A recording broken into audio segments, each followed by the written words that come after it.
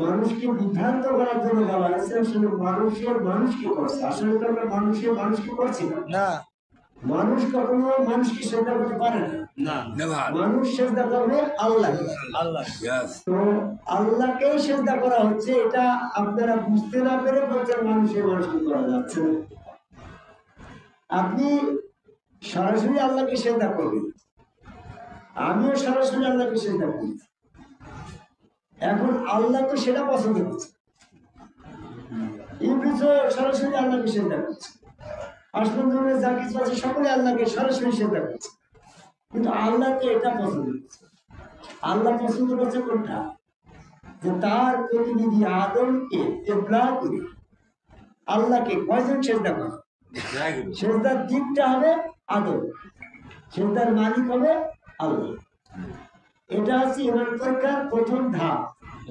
এই ধাপটা যার পার হবে সেই কিন্তু দ্বিতীয় ধাপ, যখন আল্লাহ পাক স্বয়ং আসবে।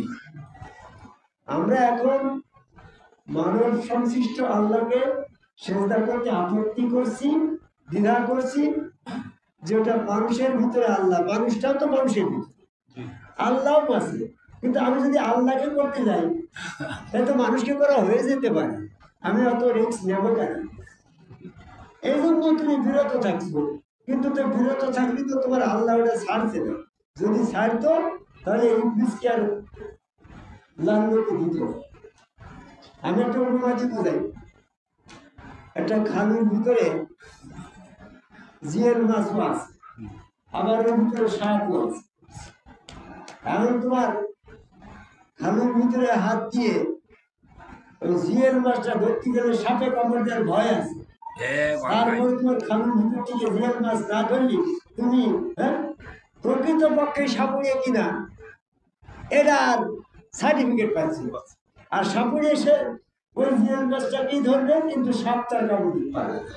তো ঠিক আল্লাহ এবং মানুষ, এই খালুই নামের এই মানুষটা দেহের ভিতরে আছে, এর ভিতরে মানুষটারে বাদ দিয়ে আল্লাহকে সেজদা করতে সব ধরার মতো একটা কৌশল। সেই কৌশলটা যদি তুমি না করো তাহলে পারে প্রকৃত পক্ষে আল্লাহ পাকের কাছে তুমি অভিনত্ব লাভ করতে পারছো। আল্লাহ পাক এইখানে যে রহস্য রেখেছে, এই রহস্যটা আপনাকে আমি বিশ্লেষণ করবো না। তবে আপনি যে প্রশ্ন করেছেন মানুষকে করা যাবে না, এটা মানুষকে সেজদা করছে, এই কথাটাকে আপনি মানুষকে বিভ্রান্ত করছেন। আমি আপনাকে এই বিভ্রান্তটা ছুটিয়ে দেব। একজন বলছে না যে তুই হয়তো বাহাদুরি করছে, আজ তোর মায়ের তোর রাগ ছুটি গেল, যখন দুবারই করলে তখন তার রাগও ছুটি গেল, মা বাবারে ফিরে তোর হয়ে গেল। তা আমি আপনাকে এই ভুল আজকে ভেঙে দেবো, ছুটিয়ে দেবো, নড়িতে মাইরিয়ে দেয় যুক্তি করে আমি দিয়ে। তা আমি বলি যে স্বয়ং আপনি মানুষকে সেজদা করবেন না, মানুষকে আমিও করি, তা আপনি আল্লাহকে তো সেজদা করবেন, আল্লাহকে সেজদা করবেন। এই বিশ্বাসটা আপনার যেমন আছে আমারও তো আছে। আল্লাহ যখন মানব রূপে আপনার সামনে উদয় হচ্ছে তখন তো মানুষ দেখছে বাড়ির ভিতরে, সেই দণ্ডায়মানের ভিতরে, সেই অবস্থার ভিতরে মানুষ তো না, সে কিন্তু সম্পূর্ণটাই আল্লাহ। আপনি সেটা করবেন না। সেই অবস্থাটা কোন কোন জায়গায় ঘটেছিল, কার কার ক্ষেত্রে ঘটেছিল, আপনার এই কেদারনগরের মানুষকে জানানোর জন্য হাজি মুফতি বারবার আপনাকে স্মরণ করে দিচ্ছে। আপনি যদি আপনার স্মরণটা না শোনেন কথাগুলো, তাহলে আপনি অন্ধকারে থাকেন, অন্ধকারে তো সাবধানে স্মরণ মারবেন। আপনি একটু আলোতে আসেন, দাঁড়িয়ে দেখেন স্বয়ং আল্লাহকে সেজদা করতে আপনার আপত্তি নাই, আমার আপত্তি নাই, বিশ্বের কারোর আপত্তি নাই। সেই স্বয়ং আল্লাহ যখন আপনার সামনে মানব স্রোতে উদয় হবে, ওর ভিতরে তো মানুষ নাই, ওখানে আপনার সেজদা করতে কোনো আপত্তি আছে? তাহলে করবেন না কেন? দেখেন, আদম আলাইহিস সালামকে যখন বেহেশতের ভিতরে তৈরি করা হইল, তখন আল্লাহ পাক আদমের সাথে কথা বলল যে আদম, তুমি তোমার স্ত্রী নিয়ে জান্নাতে থাকো, ওই নিষিদ্ধ বৃক্ষর কাছে যেও না। সূরা বাকারার 35। তাহলে এখানে দণ্ডায় বলেন আল্লাহ আদমের সামনে দণ্ডায় বলেন, এটা একটা সিচুয়েশন।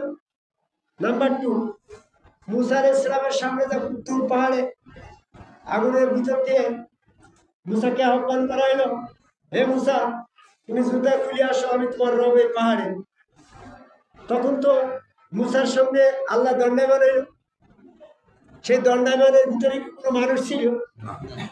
সেই প্রকাশিত রূপ দর্শনের ভিতরে কোনো মানুষ ছিল না, স্বয়ং আল্লাহ তো ছিল। জি জি। তো ঠিক এরকম ভাবে নাম্বার 3, মুহাম্মদ সাল্লাল্লাহু আলাইহি ওয়াসাল্লামের কাছে ঝুলন্ত চেয়ারে আল্লাহ পাক স্বয়ং উপস্থিত হয়ে একেবারে মুহাম্মদ সাল্লাল্লাহু আলাইহি ওয়াসাল্লামের কাছাকাছি অবস্থান করলো 2 ধনুকের ব্যবধান। সূরা নজমের 5, 6, 7, 8 নম্বর আয়াত। এখানে তো স্বয়ং আল্লাহ দণ্ডায়মান হয়েছিল। মুহাম্মদের পরে তো আর কোনো মানুষ নেই, উনার উপরে তো মর্যাদাশীল আর কোনো মানুষ নেই। তাহলে মুহাম্মদ সাল্লাল্লাহু আলাইহি ওয়াসাল্লামের কাছে তো মানুষ আসে নাই, সে তো স্বয়ং আল্লাহ এসেছিল। সেই আল্লাহকে কি মুহাম্মদ সিজদা করে নাই? তো এরকম ভাবে ওই সিচুয়েশন স্বয়ং আল্লাহ যখন আসবে, তখন আপনি সিজদা করতে পারবেন না, কারণ আপনি তো মানব স্রোতে সিজদা করে অভ্যস্ত না। আর আল্লাহ তো মানব স্রোত বাদে মানুষের কাছে উদয় হয় অভ্যস্ত না। কথাটা ভালো করে মুখস্থ করেন। আপনি মানব স্রোতে সিজদা করতে অভ্যস্ত না, আর আল্লাহ মানব স্রোত বাদে আপনার কাছে উদয় হওয়ার ব্যাপারে অভ্যস্ত না। কি বলেন না? আমি আবার বলি, এক একজনের এক একটা অভ্যাস থাকে না। জি, আমাদের সময় এই গাই গরু বাস ঝাড়ের তলায় যে ধৈর্য গুণা কি বলে সবজিনে গু, জি জি, ওই গু খাওয়াই তার অভ্যাস। তুমি যত ভালো ঘাস তার দাও না, ও ছেড়ে দিলে ওই বাস তলায় যে ও গু খাওয়ায়, তো বাস। জি, এরকম ভাবে আপনার ওই রকম গু খাওয়ার মতো অভ্যাস একটা আছে। আপনি যত কিছুই করেন না কেন, আপনি আদম কামায় আল্লাহকে সিজদা করবেন না, আদম স্রোতে সিজদা করবেন না, মানব স্রোতে সিজদা করবেন না। এটা আপনার অভ্যাস। আর আল্লাহর অভ্যাস হচ্ছে মানব স্রোত বাদে কোথাও কোনো মানুষের সামনে উদয় হবে না। তাহলে আদম আলাইহিস সালামের সামনে যখন উদয় হইল, তখন মানব স্রোতে। জি, তোমার অভ্যাসের সাথে যদি আদমের অভ্যাস মিলে যায়, তাহলে আদম তো ওই সময় আল্লাহকে সিজদা করে নাই বেহেশতের ভিতরে, মানে আদম তো তোমার অভ্যাসের সাথে জড়িত, সে তো মানব স্রোতে কাউকে সিজদা করবে না। ওই যে গাই গরু, তুমি যতই খৈল ঘাস দাও, সে তো তা খাবে, সে তো খাবে গু। তা এখন তোমার যে অভ্যাস, যে তুমি যত সিজদাই করো আদম স্রোতে করবা না, মানব স্রোতে সিজদা করবা না, সে যাই আসুক। তাহলে তোমার অভ্যাসের সাথে যদি আদমের অভ্যাস মিলিয়ে যায়, তাহলে আদম তো বেহেশতের ভিতরে মানব স্রোতে ওই আল্লাহকে সিজদা করে নাই। তাই কি তোমার মতো আদম নাকি? আদম তৈরি করলো আল্লাহ, সে আল্লাহ যখন তার সামনে বলছে আদম তুমি ওখানে যেও না, তখন আদমের কি একেবারেই জ্ঞান বুদ্ধি ছিল না যে এটা আমার আল্লাহ যা বলে তাই শুনতে হবে আর ওই আল্লাহকে সিজদা করতে হবে? এটা কি আদম জানতো না? তাহলে ওই মানব স্রোতে আদম আল্লাহকে সিজদা করছিল। আল্লাহ যখন মানব স্রোত ধরে আদমের সামনে উদয় হইল, আদম তো আল্লাহকে সিজদা করছিল। আদম হচ্ছে মানব স্রোতে প্রকাশ্য আল্লাহকে সিজদা দেয় অভ্যস্ত। আর তুমি আদম স্রোতে স্বয়ং আল্লাহকে সিজদা দেওয়ার ব্যাপারে অভ্যাস তোমার নাই। তোমার অভ্যাসের সাথে আদমের অভ্যাস মেলে নাই। তোমার অভ্যাসের সাথে অভ্যাস কার মিলে গেল? ইবলিসের অভ্যাস হচ্ছে আল্লাহকে সিজদা করবে, কিন্তু মানব স্রোতে আল্লাহ তারে করবে না। তাহলে তোমার দল না হইলো ইবলিসের মতন, ওই গু খাওয়া মতন, গাই গরুর গু খাওয়া। তুমি তো সেই ইবলিসের মতন, হ্যাঁ, অভ্যাস তোমার, আদমের মতন অভ্যাস তোমার নাই।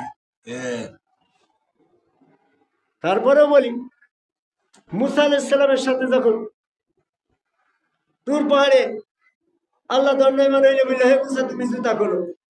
আল্লাহ তো মানব স্রোত ছাড়া মানুষের সাথে কথা বলার অভ্যাসই তার নাই। তাহলে তুর পাহাড়ে মুসার সঙ্গে মানব স্রোতে দাঁড়িয়ে কথা বলল, আর মুসা ওই আল্লাহকে বিশ্বাস করলো বিধায় তো জুতা খুলে গেল, সেটা তার বারণ করে। তখন তো আল্লাহ মানব স্রোত ধারণ করে বলছিল, তাহলে মুসা কি ওই মানব স্রোতকে ঘৃণা করে ওখানে সেজদা করে না আল্লাহকে? মুসা তো অবশ্যই বিশ্বাস করলো যে ওটা আল্লাহ। যদি আল্লাহ মানব স্রোতে ওইখানে উপস্থিত হয়, তাহলে তো মুসা আল্লাহকে মানব স্রোতে সেজদা করেছ গো। তাহলে মুসার অভ্যাস ছিল মানব স্রোতে আল্লাহ আসলে তাকে সেজদা করবে। তাহলে মুসার অভ্যাসের সাথে তোমার অভ্যাস কিন্তু মিলল না, কারণ তুমি মানব স্রোতে আল্লাহ আসলে তো তুমি সেজদা করবা না। মানব স্রোতে আল্লাহকে সেজদা করার ব্যাপারে তোমার অভ্যাস নাই। আর মানব স্রোতে আল্লাহকে পেয়ে তুর পাহাড়ে মুসা আল্লাহকে সেজদা করল। তাহলে মুসার অভ্যাসের সাথে তোমার অভ্যাস মিললেই তোমার অভ্যাসের মিল হচ্ছে ইবলিসের সাথে। আর মানব স্রোতে সেজদার অভ্যাসের যারা মিল আছে তরিকাপন্থী মোসালা এদের, এরা এখন করছে। তারপরে মোহাম্মদ সাল্লাল্লাহু আলাইহি ওয়াসাল্লামের কাছে পাহাড়ের পাদদেশে যখন ঝুলন্ত চেয়ারে আসমানে আল্লাহ পাকের উদয় হইল মানব স্রোতে, কারণ মানব স্রোত ছাড়া তো সে আসবে না, ওই যে ওই অভ্যাস তো তার নাই। তাই মোহাম্মদ সাল্লাল্লাহু আলাইহি ওয়াসাল্লাম ওই আল্লাহকে চিনলো বুঝলো, সেটা মানব স্রোত হয়েছে, তাই বলে কি সেজদা করবেন আল্লাহকে? তাহলে আল্লাহ পাক যখন মোহাম্মদের কাছে উদয় হইল মানব স্রোতে, তখনও তো আল্লাহ মানব স্রোতে ওই হযরত মুহাম্মদ সাল্লাল্লাহু আলাইহি ওয়াসাল্লাম মানব স্রোতে ওই আল্লাহকে সেজদা করল।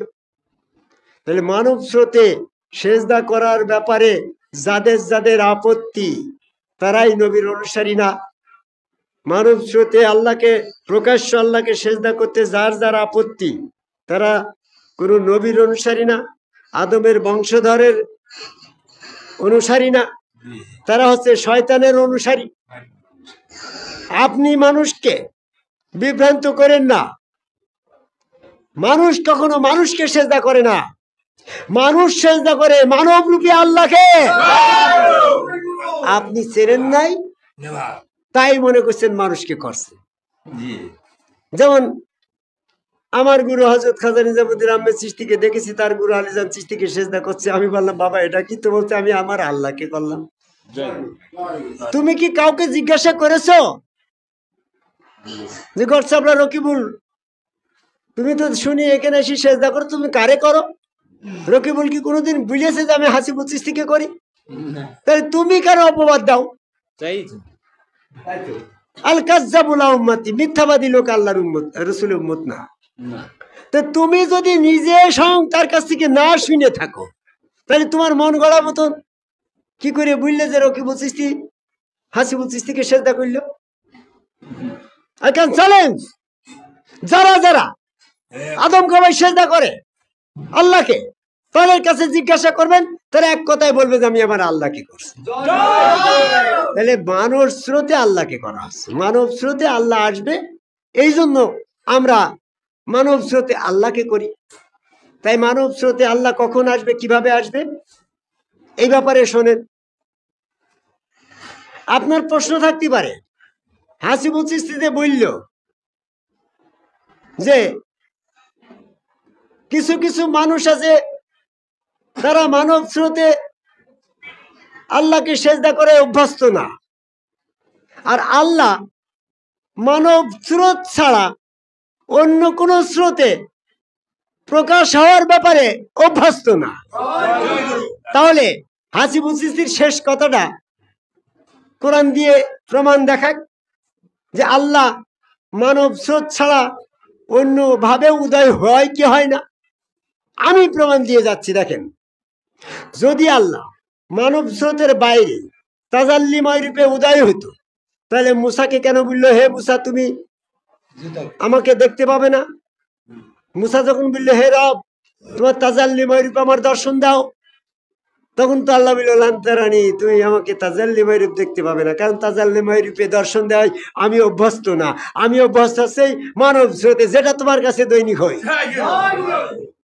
আল্লাহ পাক তাজাল্লিময় রূপে মুসার ডাকে সাড়া দেয় নাই, এতে প্রমাণ হয় যে আল্লাহ পাক মানব স্রোত ছাড়া অন্য কোন স্রোতে তাজাল্লিময় রূপে কিংবা গাছ আকারে মানুষ অন্যান্য জীব জানোয়ার পশু পাখি আকারে আগুন আকারে উদয় হয় নাই।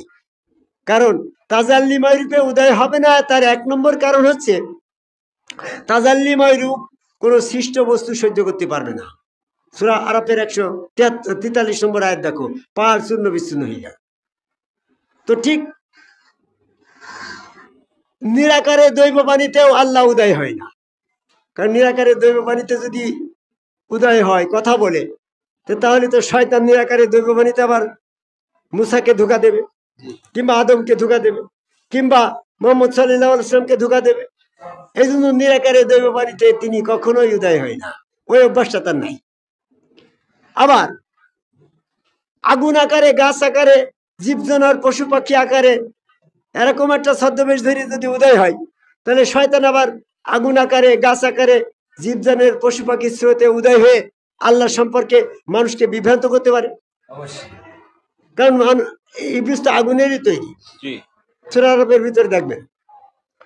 এবং ইবলিস তো মানুষকে আল্লাহ সম্পর্কে ধোঁকা দেওয়ায় অভ্যস্ত। সূরা লোকমানের 33 নম্বর আয়াত, লা ইয়াগাররান্নাকুম বিল্লাহি গারুর, সে প্রবঞ্চক শয়তান তোমাকে আল্লাহ সম্পর্কে প্রবঞ্চিত করতে পারে। তাহলে শয়তান যে যে স্রোতে প্রকাশ হয় অভ্যস্ত, সেই সেই স্রোত ধরে যদি আল্লাহ প্রকাশিত হয়, তাহলে শয়তানকে তো ধোঁকা দেওয়ার সুযোগ করে দেওয়া হয়। এই জন্য আল্লাহ ওই আগুন আকারে গাছ আকারে জীব জানোয়ার পশু পরীর আকারে কিংবা জ্যোতিষময় রূপে কিংবা নিরাকারে দৈব বাণীতে নবীদের কাছে উদয় হবে না। তাহলে নবীদের কাছে উদয় হয়েছে যে আদমের কাছে হয়েছে সূরা বাকারার 35 নম্বর আয়াত, মুসার কাছে উদয় হয়েছে তুর পাহাড়ে সূরা তাহার 12 নম্বর আয়াত, মুহাম্মদ সাল্লাল্লাহু আলাইহি ওয়াসাল্লামের কাছে উদয় হয়েছে আসমানে ঝুলন্ত চেয়ারে সূরা নজমের 5 থেকে 6 নম্বর আয়াত। এখন ওই সময় আল্লাহ কোন স্রোতে ছিল? ওই সময় আল্লাহ পাক যদি তাজাল্লিময় রূপে থাকতো, তাহলে আদম ধ্বংস হয়ে যেত, জ্ঞান হারাত। ওই সময় যদি আল্লাহ তাজাল্লিময় রূপে থাকতো, তাহলে মুসা চূর্ণ, জ্ঞান হারিয়ে চূর্ণ, পাহাড় চূর্ণ বিচূর্ণ হয়ে যেত। ওই সময় যদি মুহাম্মদ সাল্লাল্লাহু আলাইহি ওয়াসাল্লামের সামনে আল্লাহ তাজাল্লিময় রূপে থাকতো, তাহলে মুসা জ্ঞান, মুহাম্মদও জ্ঞান হারাতো, পাহাড় চূর্ণ বিচূর্ণ হইতো। তা তো হয় নাই। তাহলে ওখানে কোন রূপ ছিল? সেটাই ছিল এমন একটা রূপের ছদ্মবেশ।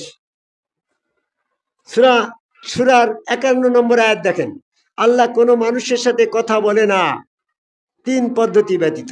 একটা ওহীর মাধ্যম, একটা ছদ্মবেশ, একটা রসুল জিব্রাইল পাঠিয়ে। তো 3-এর বাইরে যে আল্লাহ কথা বলে না তো আয়াত আসছে। তো 3-এর ভিতরে ছদ্মবেশটা কোন ছদ্মবেশ? সেটাই হচ্ছে এমন একটা রূপের ছদ্মবেশ যে রূপের ছদ্মবেশটা শয়তানে ধারণ করতে পারে না। সেটা কোন রূপ? যদি বলো তাল গাছের মতন, তাল গাছের মতন শয়তান হইতে পারে। যদি মনে করো হাতির মতন, হাতির মতন শয়তান হইতে পারে। যদি মনে করো আল্লাহর মতো আল্লাহ, তাও তো শয়তান আল্লাহর পরিচয় দিতে পারে গো। তাহলে কোন স্রোত শয়তান ধরতে পারে না গো? রসুল স্রোত। রসুল কি মানুষ না? তাহলে রসুল স্রোত যখন শয়তান ধরতে পারে না, আর রসুল তো মানব স্রোত, তাহলে মানব স্রোতেই আল্লাহ উদয় হবে, যার কারণে শয়তান ওই রূপ ধরতে পারবে না। বিধায় আল্লাহ মানব স্রোত ছাড়া অন্য কোনো স্রোতে উদয় হলে সেটা শয়তানের দখলে চলে যায়। আল্লাহ কি বোঝেন নাই? অনেকে বলে যে তুমি বোঝো না কেন, তুই তো তাইলেও সাথী, তুমি তো বুঝবা না।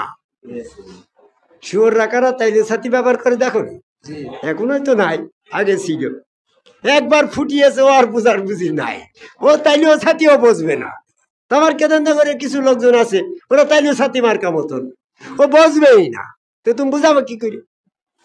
যেখানে বলা হচ্ছে আপনি আদম সেজদায় অভ্যস্ত না, আর আল্লাহ আদম স্রোত মানব স্রোত ছাড়া নবীদের কাছে প্রকাশ হওয়ার ব্যাপারে অভ্যস্ত না, তাহলে আপনাকে ওই মানব স্রোতে সেজদায় অভ্যাস না করলে আল্লাহ যখন মানব স্রোতে উদয় হবে তখন আপনি সেজদা না দিতে পেরে ইবলিসের অনুসারে কাফের বলে প্রমাণ হবেন। কি বোঝো না? এরকম অনেকেই বলছে যে হাসি বুঝছি যত ওয়াজি করুক আল্লাহ কোনদিন মানুষের কাছে আসবে, আল্লাহ এত ঠেকা পইলেও কেন? হ্যাঁ, আল্লাহ তো দায়ী পড়েছ নাকি যে তোমার এখন কেদারনগরের ইমাম সাহেবের কাছে আসবে? হ্যাঁ, আসবে না, কথা ঠিক আছে। আল্লাহর ইচ্ছা হয়নি তোমার ইবাদত বন্দিকে, তুমি অত ফাস্ট হওনি, তোমার কাছে নাও আসতে পারে, কিন্তু তুমি মরে যাওয়ার পরে তো আল্লাহর কাছেই তো যাইতে গো। তখন আল্লাহ কোন রূপে থাকবে? হ্যাঁ গো, মরার পরে প্রত্যেকেই পুনর্জীবিত করে আল্লাহর কাছে নিয়ে যাওয়া হবে। সূরা আনামের 36 নম্বর আয়াত। তখন সম্মুখ থেকে সকল পর্দা উন্মোচন করা হবে, দৃষ্টি প্রকার করা হবে। সূরা কাফের 22 নম্বর আয়াত। তখন স্পষ্টভাবে আল্লাহকে দেখা যাবে, এমনকি কাফেররাও আল্লাহকে দেখতে পাবে। সূরা মরিয়মের 38 নম্বর আয়াত। তাহলে তখন তো আল্লাহকে যখন আল্লাহর সামনে গেছি এটাও আয়াত। আমার চোখটাকে ঢেলা কানা মতো না, ঝলসা কানাও না, স্পষ্ট কোরআন মানে চোখ। আর কাফের আমি, তাও তো আমি আল্লাহকে দেখতে পাবো, আয়াত। তো আমি তখন কোন রূপে দেখবো? যদি ওখানে নিরাকারে থাকে, তাহলে তুমি মোমেন বান্দা, তুমি নাই না পুড়লে আল্লাহ জ্যোতিতে, কাফের তো পুড়ে যাওয়ার কথা, তো কাফের তো পড়ছে না, তার মানে জ্যোতিষময় রূপে ওখানে থাকবে না। জ্যোতিষময় রূপে মানুষ নাই, নাই পুড়লো অ্যাস্ট্রাল বডিতে আছে। তো আল্লাহ যে জায়গায় দাঁড়িয়ে আছে সেটা তো সৃষ্ট বস্তু, যে জায়গায় বসে থাকবে সেটাও তো সৃষ্ট বস্তু। তাজাল্লিময় রূপে যদি সৃষ্ট বস্তুর পরে বসে তো ওটাও তো পুড়ে যাবে, কাজে তাজাল্লিময় রূপে তো কথাবার্তা বলবে না। তাই ওখানে মৃত্যুর পরে আল্লাহর কাছে আমরা যখন উপস্থিত হচ্ছি তখন আল্লাহ মানব স্রোতে থাকছে। ওই সময় তো তোমার সেজদা দিয়ে অভ্যস্ত। যারা যারা মানব স্রোতে সেজদা দিয়ে অভ্যস্ত না, তারা সেজদা দিতে পারবে না। তুমি বলবা যে আমি জোর করি করব, হ্যাঁ আমি আরবিক সাহিত্যের পরে এমএ পাস করছি, তো তোমাকে একটু না বুঝালে তুমি বুঝবা না। মনে করো কলেজের একটা ছেলে একটা মেয়েকে খুব ভালোবাসে, তো প্রত্যেকদিন বকুলতলায় বকুল ফুলের মালা গেতে গোলাপ ফুলটা নিয়ে দাঁড়িয়ে থাকে, যে ওই এই পথ দিয়ে যখন যাবে ওই মেয়েটাকে আই লাভ ইউ বলে একটা ফুল দেবে। এটা তার মনের ভিতরের বাসনা। ঠিক স্বপ্নে ওই বকুলতলা দিয়ে যখন ওই মেয়েরা যাচ্ছে তখন সে ওই আই লাভ ইউ বলে ওই ওই গোলাপ ফুল আর ফুলের মালা দেওয়া ছাড়া তার আর কোনো কাজ কিন্তু সে করতে পারল না। তার অভ্যাস মোতাবেক কিন্তু সেটা হইল, স্বপ্নটা অভ্যাস মোতাবেক। আর ওই কলেজের ছাত্রই আর একটা মেয়ের প্রতি তার খারাপ দৃষ্টিতে সে তাকায়, কোনো রকম রাতের অন্ধকারে এরা ছোট কলা বাগানে পালিয়ে হয়, তার এই সমস্ত একটা অপকর্ম করে ফেলবে। কিন্তু স্বপ্নে ওই কলা বাগানে যখন ওই মেয়েকে পাবে তখন কিন্তু সে আর ফুল দিয়ে লাভই বলছে না, ওই অপকর্মটাই তার হয়ে গেল, বিছানা নষ্ট হয়ে গেল। তাহলে এগুলো কি স্বপ্নের মাধ্যমে তোমার কোনো স্বাধীনতা নেই। তুমি যেমনটা মনে করেছো বাস্তবে স্বপ্ন কিন্তু তেমনটা হবে। তো মৃত্যুর আগে তোমার অভ্যাসটা যেমন ছিল, ওই মৃত্যুর পরে আল্লাহর সামনে যাই তোমার অভ্যাসটা তেমনই থাকবে, তোমার সেজদা করতে পারবে না। কারণ তুমি তো আদম সুরতে আল্লাহকে সেজদা করাই অভ্যস্ত না। ওই দিন আল্লাহকে দেখে সেজদা করতে পারবে না, কারণ তুমি স্বাধীনতা তোমার তখন থাকবে না। তখন তুমি যে বিশ্বাস করলে যে এই যে মানব স্রোতে ওইটি তো আল্লাহ, আমি আল্লাহকে এখন বিশ্বাস করলাম সেজদা দেব, কিন্তু কবুলও হবে না, তোমার সেজদা করতেও পারবে না। ফয়সালার দিনে কাফেরদের ঈমান কবুল করা হবে না, সূরা সেজদার 29 নম্বর আয়াত। এবং তাদেরকে আবার নতুন করে অবকাশও দেওয়া হবে না, সেজদার সুযোগও দেওয়া হবে না। তাৎক্ষণিকভাবে তুমি বিশ্বাস করিলে যে এতদিন তো মানব স্রোতে আল্লাহ আমি অস্বীকার করেছি, আজকে মানব স্রোতে আল্লাহ দেখে বিশ্বাস করলাম, আমার এই আজকের বিশ্বাসটা তাৎক্ষণিকভাবে কবুল করো। তাৎক্ষণিক বিশ্বাস কবুল করা হবে না, সূরা আনামের 158 নম্বর আয়াত। কাজেই তোমাদের প্রশ্ন আমি একবারে জবাব দিয়ে দিলাম, মানুষকে সেজদা করার ব্যাপারে বিরোধিতা করেন না।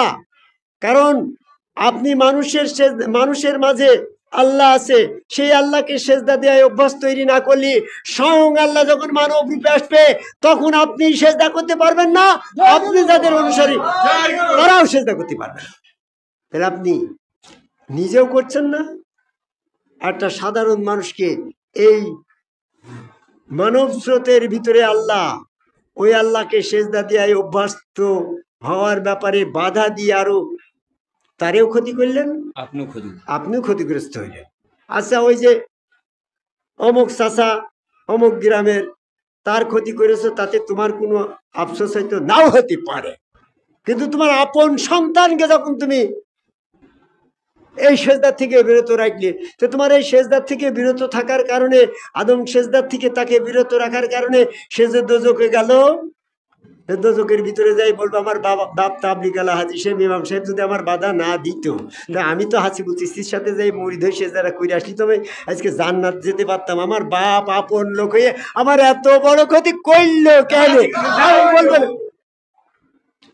কিংবা আপনি সন্তান হয়ে এখন ছাত্র শিবির করেন, জামাত ইসলাম করেন, আপনার বাপ তরিকাপন্থী হওয়ার একটা ইচ্ছা করেছে, আপনি বললেন যে আদম সেজদা করে ওদের দলে যদি বাপ তুমি যাও তো তোমার কাইটিয়ে ফেলবো, হ্যাঁ তোমার বাড়ি থেকে বের করে দেবো, খাওয়া দাওয়া দেবো না, তুমি কোনো দিন হাসিপুর মাস্টারের কাছে মুড়ি দিতে পারবে না, ওখানে আদম সেজদা করে।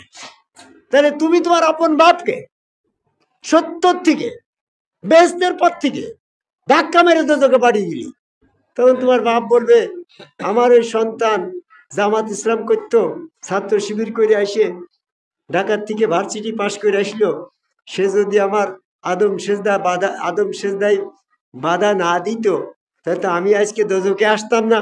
তাহলে আমার দোজকে আসার ব্যাপারে আমার সন্তান, আপন সন্তান আমাকে দোজকে পাঠিয়েছে, তাহলে বাবা অভিশাপ করবে না? এই জন্য আমি বলি এই অল্প বিদ্যা ভয়ঙ্কর। আজকে যে সমস্ত মানুষ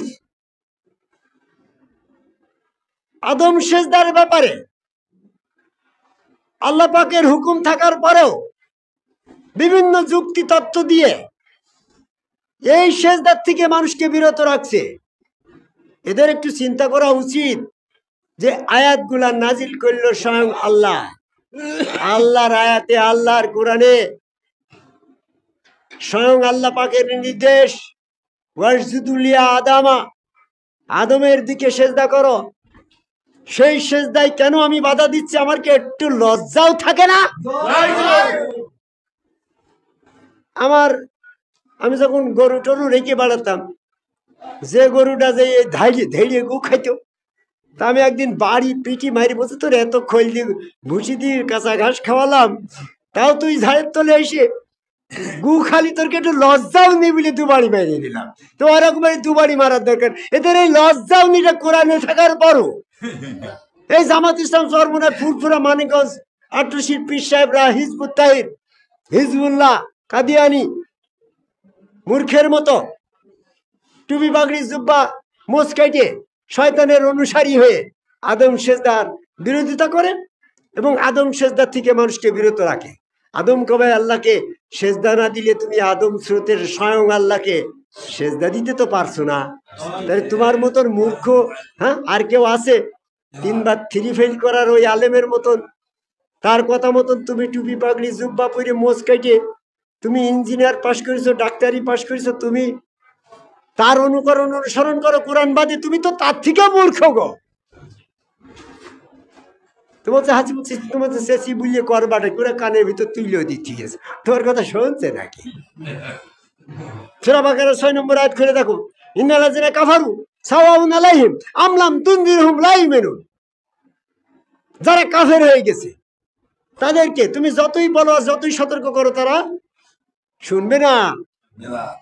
আজকের আমার কেদারনগরের কিছু লোকের এরকম অবস্থা হয়ে গেছে, চার দোকানে ঘন্টার পর ঘন্টা আষাঢ়ে গল্প করবে আর টিভি দেখবে, অথচ হাসিবুল চিশতির ওয়াজ তারা শুনবে না। এই গ্রামে অনেকগুলো টিভি চলে, আর ইউটিউবে ফেসবুকে হাসিবুল চিশতির অসংখ্য ওয়াজ আছে। এই গ্রামের কোনো মানুষ ভুল করেও ইউটিউবে হাসিবুল চিশতির ওয়াজটা শোনার জন্য একবারও একটা টিপ মারে না। আর পৃথিবীর বিভিন্ন দেশ থেকে বিভিন্ন শিক্ষিত মানুষ তারা হাসিবুল চিশতির ওয়াজটা ইউটিউবে শুনে শুনে ওই সৌদির থেকে চলে আসছে, আমেরিকার থেকে আসছে,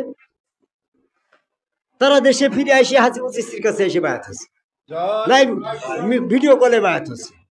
তারা কি তুমি কেদারনগরের থেকে কম বোঝে নাকি? এখানে দেখো অসংখ্য অনেকগুলা ছাত্র ভক্তবিন্দু আসছে, তারা শুধু ইউটিউবে ফেসবুকে হাসিবুল চিশতির ওয়াজ শুনে গেছে। তোমার গ্রামে টিভি থাকার পরও, তোমার বাড়ি টিভি থাকার পরও, দোকানে টিভি থাকার পরও ভুল করেও একদিন হাসিবুল চিশতির ওয়াজ শোনো, তুমি বুঝবা কি করে? তারপরও প্রতি মাসে মাসে প্রতি সপ্তাহে সপ্তাহে অনুষ্ঠান করে তুমি শুনবা না, তুমি অন্ধকারে থাকবা না, তো তোমার আলো জ্বালাবে কিনা? নিজের থেকে বোঝার চেষ্টা করেন। কুল্লু নাফসিন যায়কাতুল মাউত, প্রত্যেকের মৃত্যু হবে।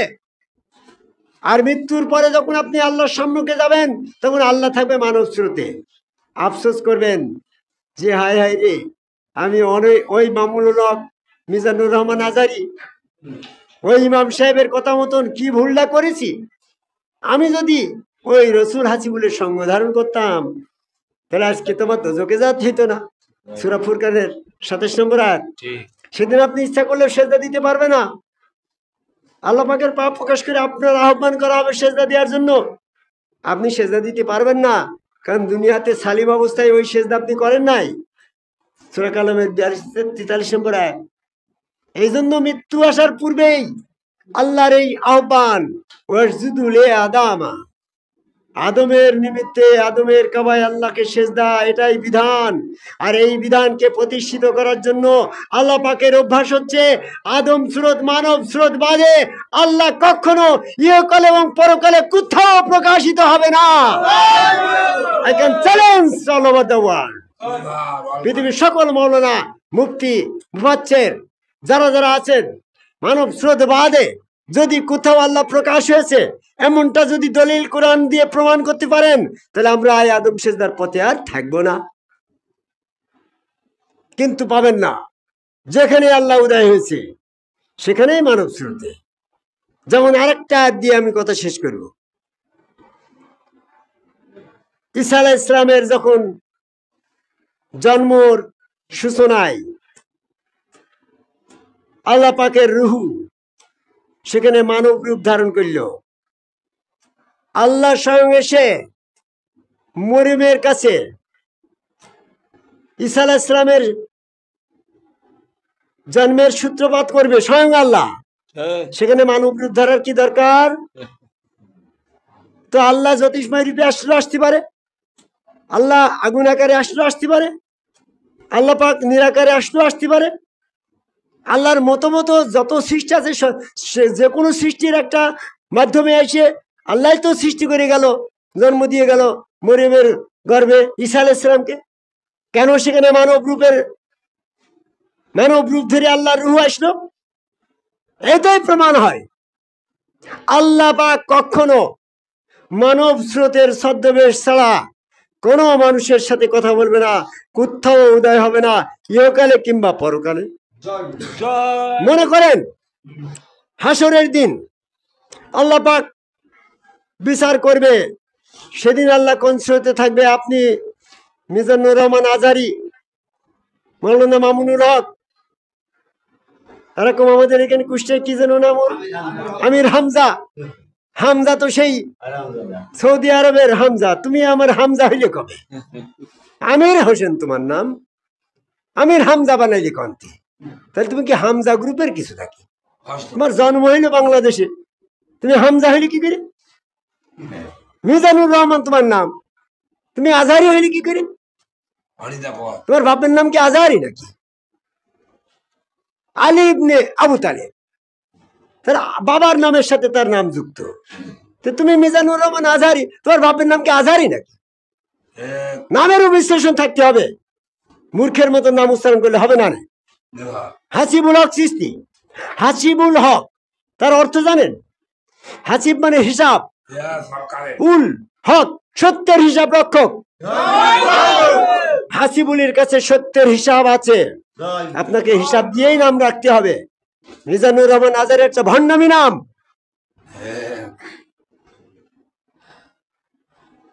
আমির হামদাও ভণ্ডামি নাম।